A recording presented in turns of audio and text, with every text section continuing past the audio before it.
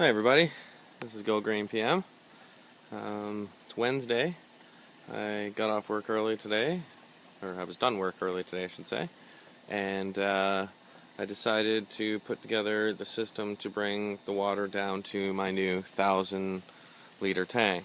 Right now I'm just above half, so I had to figure out a way to bring a lot of water down at a time so it doesn't take me, a ridiculous amount of trips to fill this thing. So before I had one bucket, or one 50-gallon barrel. Now I have two. It's hard to see now, so now I'm filling it as we speak actually. So there's one line coming off the bottom of that one line coming off the bottom.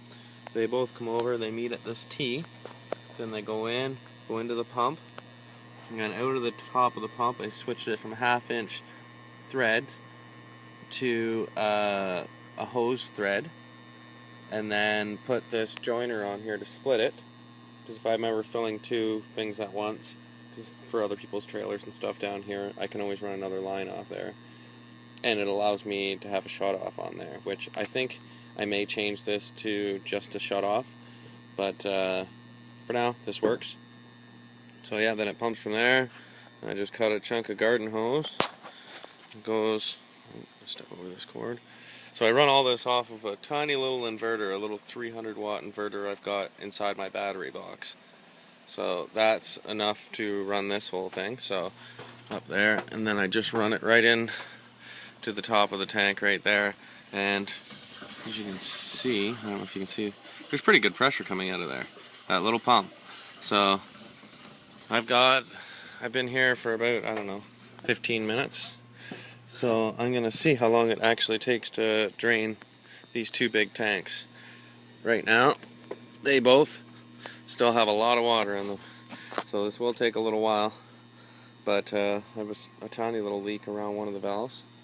But that's how I transfer the water from from home up to here. So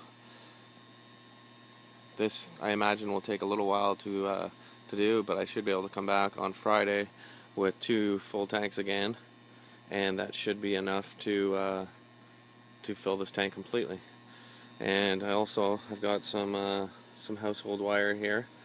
I've got to, in my trailer, I last weekend used an extension cord to wire it directly into my plug, so you can see it right there. So, and then they're tied together in the back, so then all the plugs in the trailer become live. So it tied into there, it goes underneath, and then it ties into the front of my inverter right there. So that's going to be changed out. I bought a plug for the end of the household wiring. It's going to come up there, and it's actually going to come in behind the wall. You won't see it like that. And then I can put the cover back on, and that'll be that.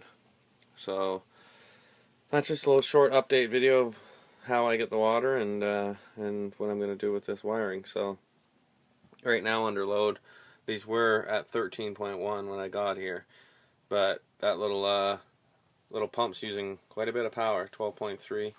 Now if I check on my inverter, let's see, it won't show any load because I'm not running off it, but it's 12.6 and they were 13.2.